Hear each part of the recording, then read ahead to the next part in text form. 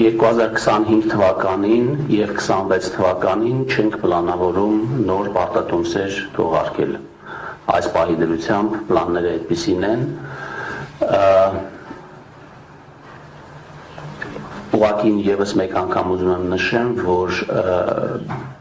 25 թվականի պետական բյուջեով պլանավորված է և նշված է, որ մենք պլանավորում ենք թողարկել պարտատոմս, ուստի մեր պլանները նախօրոք միջնաժամկետ պարտքի ռազմավարությամբ և բյուջետային փաստաթղթով բացահայտվում են և քննարկվում են այդ փուլում և իհարկե հասկանալի է, որ